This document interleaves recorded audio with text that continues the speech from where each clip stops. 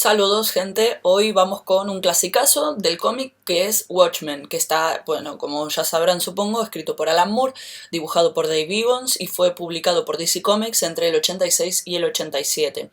El primer tema que nos llama la atención de Watchmen y que creo que es con lo que nos quedamos todos al final, que de hecho Moore dice en una entrevista que es la parte fácil con la que quedarse y con la que se quedó efectivamente todo el mundo que lo leyó, es la parte de la caída de la figura del superhéroe, ¿no? La degradación de ese personaje que en otro momento había servido y de hecho había nacido para reforzar la fe en las instituciones, pero en un momento como los 80, en el que esa fe ya no existe, después de guerras, después de escándalos en los que se demuestra el espionaje más salvaje, como pueden ser Watergate, ¿no? Pues la gente ya no confía en que, el progreso vaya a conllevar necesariamente algo mejor consigo, que a veces el progreso puede servir tanto para destruir como sirve para construir, y dos, que los que están al mando nos estén llevando pues por un buen camino. Por lo tanto, esto no solo pasa en el cómic, de hecho en la literatura de ciencia ficción es el nacimiento per se del cyberpunk, que es muy parecido. De hecho, Watchmen tiene elementos que son muy cyberpunk. El tema de desarrollar lo que en principio es una trama noir, ¿no? El tema de un llanero solitario como es Rorschach, buscando en los bajos fondos información sobre un asesino que se dedica a matar, ¿no? Que tiene un patrón muy concreto, que se dedica a matar superhéroes, vigilantes, mejor dicho, que es como se les llama en el cómic, pero que después vemos cómo acaba construyéndose o cómo acaba desarrollándose en lo que termina siendo un problema de implicaciones sociales, ¿no? Y que termina afectando pues a todo el mundo. El tema de que hay algunos elementos de una tecnología súper avanzada, como pueden ser el Doctor Manhattan, del que vamos a hablar después, o los cacharros de búho nocturno, pero que esos están ligados a una bajísima calidad de vida, que es lo que vemos reflejado durante todo el cómic, ¿no? Una sociedad putrefacta, sin exagerar incluso diría. Los colores, ¿no? Cómo brilla todo, la cantidad de elementos de pantallas publicitarias, de bueno, sí, eso, ¿no? Estás por las alcantarillas, estás viajando por un barrio que se sabe que es de gente humilde y que está destrozado, pero ves un montón de anuncios y cosas así, que es algo de lo que también vamos a hablar después. Y el tema, por supuesto, también muy de la época, que además culmina en los 90, que es la conspiración. En Watchmen, bueno, bueno, es que voy a tener que hacer spoiler en algún momento. En Watchmen todo termina apuntando, ¿no? hacia una gran conspiración que tiene mucho que ver ¿no? con eso de terminar construyendo una historia de dimensiones sociales que van mucho más allá de los personajes que en un primer inicio empiezan investigando o tratando un tema que parece que se limita a ellos mismos, ¿no? Y que es un problema pues propio. Eh, Sí, de hecho, bueno, lo que les decía, Moore se parece quejarse un poco de que todos nos hayamos quedado simplemente con la revisión del género de superhéroes. Él hace hincapié en esa misma entrevista al tema de la narración múltiple, por ejemplo. Tenemos personajes, bueno, los personajes hablan, ¿no? de su propia historia, desde su propia perspectiva.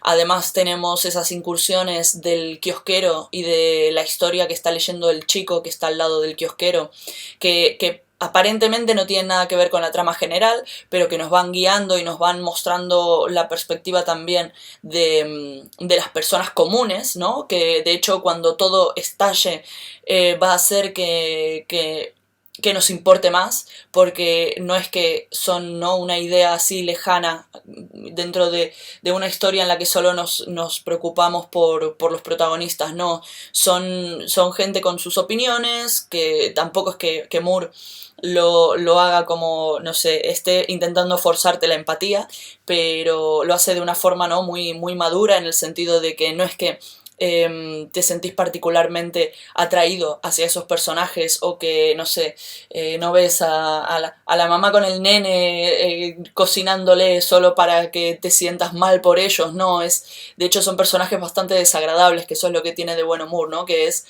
justo, que no es paternalista ni condescendiente con los personajes que desarrolla. Y dentro de eso, también escuché en otra entrevista que Moore decía que uno de los temas de Watchmen, según su intención, era el de mostrar diferentes ideas del poder, y eso nos llevaría a los personajes, que es el siguiente punto del que creo que se debería hablar, porque nos expresan mucho de lo que vemos. De hecho, es también parte de una nueva forma de narrar, el hecho de que la acción ya no es genérica, o mejor dicho, que los personajes ya no son genéricos, y por lo tanto lo que cuenta es esa acción épica, ¿no? Sino que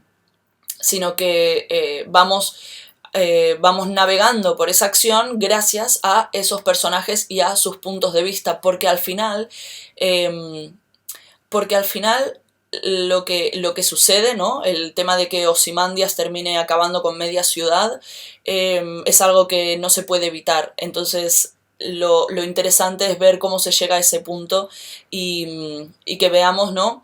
Que veamos eso, cómo llegar a cómo se llega a esa explosión, que al fin y al cabo termina siendo muy anticlimática, porque cuando Ozymandias cuenta toda su historia, ya pasó hace 35 minutos, es decir, el papel de esos personajes es absolutamente inútil, ¿no? Lo interesante es simplemente ver el proceso, el razonamiento por el cual llegamos hasta ese punto. Y ahora sí, para hablar de esto, vamos con los diferentes personajes, o por lo menos con los más importantes o los más interesantes. El primero del que me gustaría hablar es Doctor Manhattan. El Doctor Manhattan es una especie de superhombre. Creo que está basado en un personaje... Bueno, de hecho los personajes de Watchmen siempre se ha dicho, ¿no? En relación con esto, con lo que nos quedamos todos, que es la idea del superhéroe, la idea del superhéroe decadente. Tendemos a asumir que son como superhéroes genéricos o superhéroes a los que estamos muy acostumbrados. Se habla mucho de Búho Nocturno versus Batman, que el paralelismo está clarísimo, pero resulta que Moore a los que estaba adaptando realmente eran unos personajes de Charlton Comics, creo que lo estoy diciendo bien. Y Doctor Manhattan era Capitán Átomo, si no me equivoco. Entonces, Doctor Manhattan representa, me parece, un superhombre, ¿no? Bueno, eso es obvio. Doctor Manhattan representa, diría, incluso al nuevo hombre. ¿Por qué? Por todos estos elementos que él tiene, o estos poderes que casan tan bien con una sociedad que se va a dar a partir de esta época, y que de hecho ahora no para de avanzar en esa dirección. Es decir, Doctor Manhattan puede teletransportar la materia. Lo que nos están diciendo con eso es que hay una anulación en la sociedad moderna de la conciencia espacial. Y lo mismo con el tema del tiempo. De hecho, cuando Doctor Manhattan habla de su historia, de cómo él se convierte en lo que es, que de hecho no es una conversión, no es que nace así, es un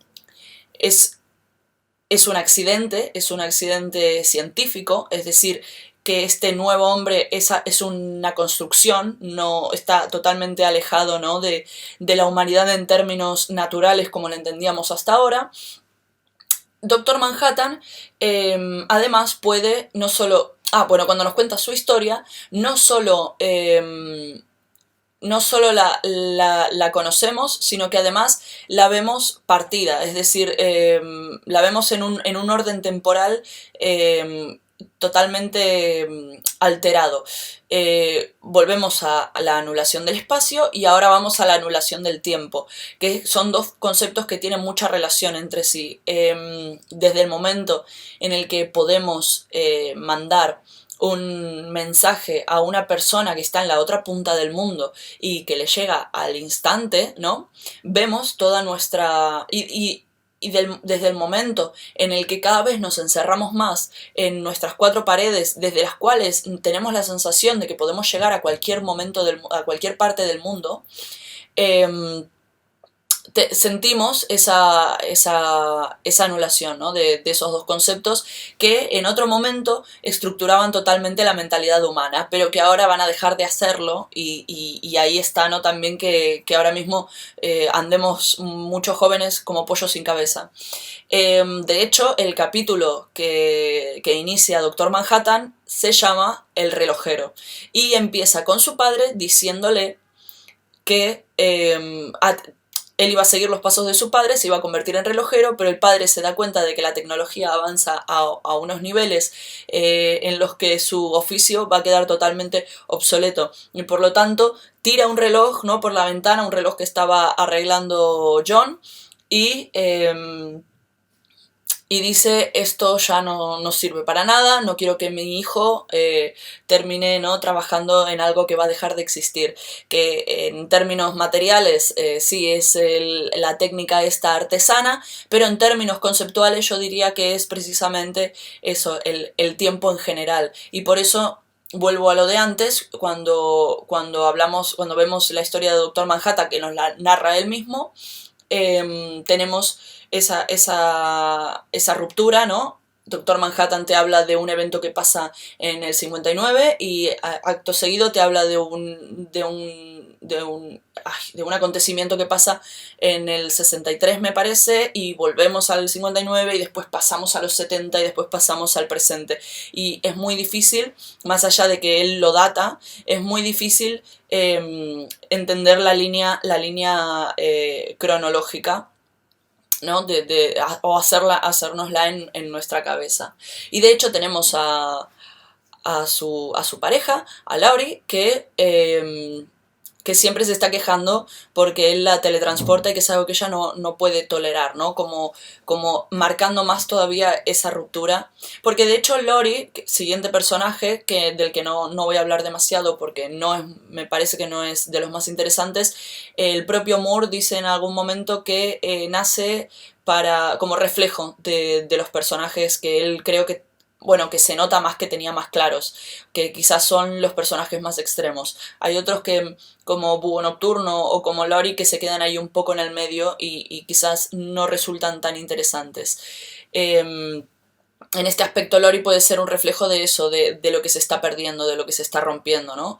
Y por eso también son dos personajes, Búho Nocturno y ella, que se quedan un poco en el medio, en el sentido de que ni pueden ser los nuevos, ¿no? La nueva forma de humanidad, ni tampoco se aferran al pasado como lo va a hacer Rorschach, que es el otro personaje más interesante. Moore dice de Rorschach que le asustaba, que mucha gente venía y le decía que se identificaban con él, que de hecho pretendía que en un inicio fuera una parodia de la extrema derecha, ¿no? Al final le quedó pues un personaje muy romántico que a todos nos encanta, a pesar de que está pirado, ¿no?, dentro de los términos ficticios, es uno de los personajes a los que más puedes respetar, sean cuales sean sus convicciones. Yo creo que más que extrema derecha, lo que al final terminamos viendo en Rorschach es, que de hecho él lo dice en un momento, cuando Búho Nocturno, no sé si creo que le pregunta cómo lo hace, ¿no?, o le dice cómo hace para seguir en momentos en los que ya da la sensación de que está todo perdido o tal. Rorschach le dice, cuando miras al abismo, lo que tenés que hacer es agarrarte con uñas y dientes y no mirar hacia abajo. Es decir, Rorschach es lo contrario de Doctor Manhattan, de hecho por eso es también simbólico que termine matándolo, ¿no?, Manhattan a Rorschach, que termine haciéndolo desaparecer,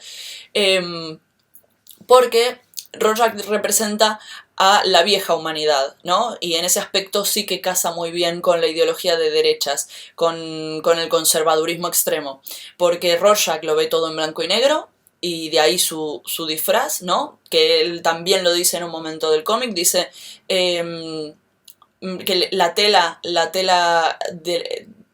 a partir de la cual se hizo la máscara, le llamó la atención porque eran el negro y el blanco moviéndose, cambiando de forma, pero nunca mezclándose entre ellos. Entonces tenemos esa cosa que la humanidad está dejando de creer, que es hay un bien y hay un mal y ambos están polarizados, ¿no? Ahora vivimos en un momento en el que nos planteamos constantemente qué es el bien, qué es el mal, por qué yo debería representar el bien, por qué el otro representa el mal. Entonces eso, Rorschach lo ve todo en blanco y negro, lo ve todo como el bien y el mal absolutos. Además, Rorschach decide seguir con esa, es el único que persiste y que nunca se retira, de hecho, del oficio, ¿no? Y que incluso cuando lo desprecia todo el mundo, a él no le importa. Pero también, y eso es muy significativo, es el único, y por eso quizás también lo queremos, porque es el único que al final decide que él tiene que decir la verdad. O sea, Rorschach se dará muchas cosas malas, pero es consecuente con lo que él piensa hasta el final, como él mismo dice también, hasta el mismo apocalipsis. Y bueno, también supongo que tiene que ver que estemos todos tan enamorados de Rorschach con el hecho de que le dieron un montón de líneas de diálogo que son la hostia, son las más guays quizás de todo el cómic. Todos los demás tienen este aire triste, deprimido, ¿no? Pero él es un personaje que siempre sigue tirando, pase lo que pase, que nunca, nunca se queda quieto en el lugar planteándose cuál es el siguiente paso, siempre va y hace, y esto tiene su parte negativa y tiene su parte positiva. Desde ese aspecto, vuelvo a repetir, Rorschach y Doctor Manhattan son los dos extremos, quizás más incluso que Ozymandias, que al final representaría más bien un, un mal un mal muy relativo, muy en comunión con esta nueva forma de pensar, pero que sirve más bien para que esas ideas de poder que representa cada personaje se vean forzadas a la acción. No son, dejan de ser ideas ideas en el aire flotantes, ¿no? Y tienen que decidir de qué lado van a terminar estando y qué decisión van a tomar respecto a algo que se vuelve real, ¿no? De hecho, Ozymandias lo dice muy bien, yo no soy un villano de opereta, lo que tenía que hacer lo hice hace 35 minutos. Hay algunas cosas, algunos problemas sociales que son inevitables y que ya están hechos, y la gran conspiración muchas veces se va a salir con la suya. El tema es, ¿no? Ya no, esa cosa de evitarla antes de que suceda, cada vez la sentimos más lejana, pero ¿qué vamos a hacer al respecto cuando nos enfrentemos de cara contra ella, contra el gran problema, ¿no? Que nos afecta absolutamente a todos? Y por último, hablar del comediante que... bueno, que se le describe como alguien, como un cínico, como una bestia parda, pero que es muy inteligente también y que se toma todo como si fuera un gran chiste. Quizás a mí me costó sacarle un poco la ficha al comediante porque... Pero creo que es porque estoy acostumbrada, en mi generación está muy acostumbrada al hecho de no tomarnos en serio la sociedad en la que vivimos. Y quizás en un momento en el que eso todavía estaba pasando, ¿no? Estaba dándose el hecho de que la gente dejara de tomarse en serio todo lo que veía porque es casi la única reacción que se puede tener. El hecho de no creer en nada tampoco, de no creer en nada por lo menos en términos de ingenuidad, como todos los demás que a lo mejor en algún momento no, porque de hecho tanto Rorschach como Ozymandias hablan un poco del arco de personaje que nunca tuvieron en el cómic, sino que pasó antes, que es como ellos iniciaron, ¿no? Su gesta épica creyendo que iban a hacer el bien y que todo iba a ser maravilloso y que al mundo tenía reparo, y que en algún momento de sus carreras se chocaron contra la triste realidad y tuvieron que cambiar esa forma de pensar, lo cual les lleva a ser lo que son hoy, lo que son durante la historia. Entonces, pues eso, el comediante quizás es la única perspectiva desde la cual se puede tomar el mundo que nos rodea, pero no creo que Moore quiera decir eso 100%, porque al final empezamos con un comediante totalmente deprimido porque se dio cuenta de lo que iba a suceder en Nueva York. Entonces, al final, por mucho que busques tomártelo, ¿no?, a guasa, supongo que hay momentos en los que es absolutamente imposible, momentos en los que esa realidad se te estampa en la cara y ya no, ni siquiera un cínico total y absoluto puede, puede dejarlo pasar o puede sentirse, ¿no?, indolente al respecto. Por último, vamos con el tema del kiosquero, aunque sea a grandes rasgos, y con el tema de la historia que a momentos hay un señor en un kiosco que se relaciona más o menos con la gente que tiene a su alrededor, y hay un niño a su lado leyendo una historieta, ¿no? Que va sobre unos piratas, un tipo que se tiene que enfrentar a unos piratas y lo dejan como varado en una isla. Y el tipo tiene que... Bueno, es muy sugestiva la historia, ¿no? Porque al tipo bueno, no sé qué le hacen, pero lo tratan muy mal. Y él, para salir de esa isla, cuando lo dejan ahí tirado y se piran, tiene que... tiene que hacerse una balsa, y para que la balsa flote se la hace de cadáveres de los otros, las otras víctimas de esos piratas, ¿no? Y tiene que pelear contra tiburones, y cuando llega a... Lo único que lo mantiene vivo es su sed de venganza, es su sed de acabar con esos piratas, y cuando llega al momento en el que puede culminar su venganza, sufre un desengaño y se da cuenta de que todo ese viaje solo le sirvió para convertirse exactamente en lo que él había querido destruir. Entonces la historia termina con el tipo nadando hacia el barco pirata, como dándote a entender que ahora es uno de ellos, ¿no? Pase lo que pase. Ya no te aclaran si los va a matar o si se va a unir a la tripulación, pero no es necesario porque lo que te querían decir ya está dicho. Y después, pues eso, está el kiosquero que habla un poco desde su perspectiva, desde la perspectiva del pueblo llano, ¿no?, sobre lo que él cree que está pasando. Y mientras tanto también vemos todos los problemas, los pequeños problemas, las pequeñas miserias incluso de las personas normales, ¿no? De las personas normales de un barrio humilde, ¿no? Los problemas de relaciones, vemos también al psiquiatra que trata a Rorschach mientras está en la cárcel. Quizás ese psiquiatra es un rayito de esperanza, porque cuando está tratando a Rorschach te cae mal el psiquiatra, lo ves como un petulante que se cree que con su alegría y su felicidad va a poder salvar el mundo, pero termina al final triste y sin embargo decidiendo que va a continuar intentando salvar al mundo, ¿no? Y que eso le cuesta su felicidad. Lo ves claro cuando discute con su pareja y ella le dice: vení conmigo y... vení conmigo y deja ¿no?, deja la lucha, y él le dice que no puede porque cuando viste la realidad de cara ya no le podés dar la espalda. Por último, hablar, sí, de un elemento que se repite, es una constante durante el cómic, que es el tema de la nostalgia. Moore pone carteles, bueno, supongo que es Gibbons, pero supongo que bajo las indicaciones de Moore, pone carteles en la ciudad que se repiten varias veces con la palabra nostalgia.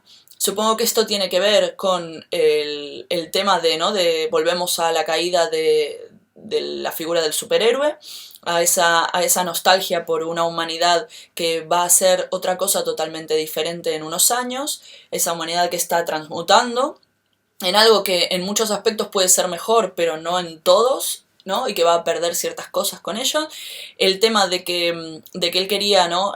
Insisto, él creo que en un inicio su idea original era usar los personajes de Charlton Comics. Sabemos que Moore es muy dado a reinventar personajes. Es lo que ha hecho durante toda su carrera con la Liga, con La Cosa del Pantano, con From Hell, ¿no? Entonces, al final, por alguna... DC Comics había comprado los derechos de estos personajes, pero al final no pudo. no pudo hacerlo, no sé por qué no los pudo usar. Entonces, cuando hace que, ¿no? que estos personajes que existe, cuyo referente existe realmente, pero que ese referente solo se encuentra dentro de la ficción y están cayéndose. Es decir, volvemos a la idea del héroe, no solo el superhéroe, es el héroe en general, el individuo que puede con todo, qué tal. Lo que sentimos quizás está muy bien descrito como nostalgia, porque la nostalgia al final es la es la idealización de un pasado, ¿no? Y es el sufrimiento por idealizar un pasado del que no hemos sido parte y no podemos ser parte del pasado de los superhéroes porque no existen, son mitología, ¿no? Es una estructuración mitológica que se nos cae a pedazos. Y por eso, bueno, el tema de los carteles constantes, ¿no? Creo yo, que hablan, que dicen en grande nostalgia, que están por todos lados a lo largo del cómic. En conclusión, quiero decir que, a ver, Watchmen sigue estando vigente en tanto que no hemos salido de esa forma, de esa crisis en la pérdida del referente, en esa crisis de la pérdida, ¿no? Un poco de la fe en las figuras que nosotros mismos nos hemos creado para nosotros, en la pérdida de la sensación de que hay alguien ahí arriba, no en el cielo, sino en los órganos de gobierno que sabe lo que que sabe lo que está pasando, que saben, bueno, que nos están cuidando de alguna manera, que nosotros trabajamos todos los días, vivimos en una sociedad y respetamos las convenciones en la medida en la que podemos, para que en algún aspecto haya una retribución, en el sentido de que uno pueda ir al hospital cuando se siente mal y que haya alguien que le atienda y le cure, en el sentido de que se nos dé una educación, en el sentido de que todas estas cosas, todos estos elementos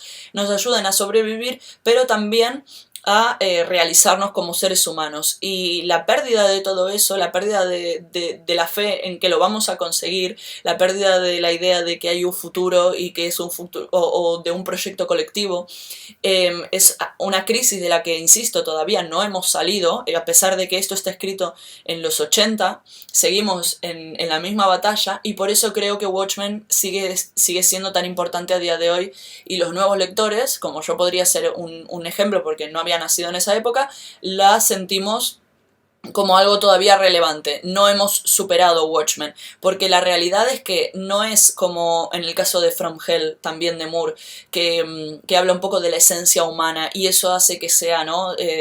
Transversal, eso hace que sea totalmente trascendente, eso hace que From Hell probablemente en el sentido que podría ser como Shakespeare, en el sentido de que al hablar de la esencia humana podés leerlo en la época que se escribió, podés leerlo 500 años después, que va a seguir apelando a cosas que van a seguir vivas. Watchmen probablemente, si la sociedad hubiera avanzado un poco en alguna dirección diferente, podría haberse quedado, podría no haber resistido la prueba del tiempo, pero no es el caso. Watchmen sigue apelando a cosas que están muy presentes en el imaginario colectivo actual. Y por eso también nos quedamos todos con el tema ¿no? De que los superhéroes de repente ya no son Superman todos.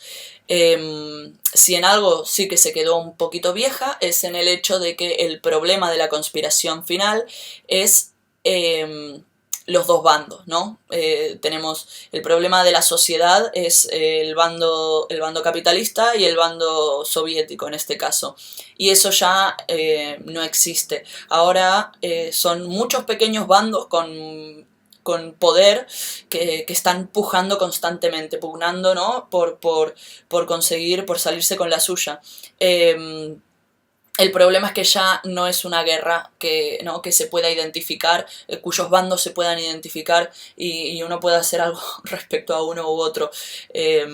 Eso de, se juntaron los dos gobiernos para el bien común y estamos todos salvados, por lo menos por ahora, ya no existe. Pero bueno, en todo lo demás, Watchmen sigue tocándonos muy de cerca y por eso se sigue leyendo y por eso debe ser una de las obras más conocidas de Moore.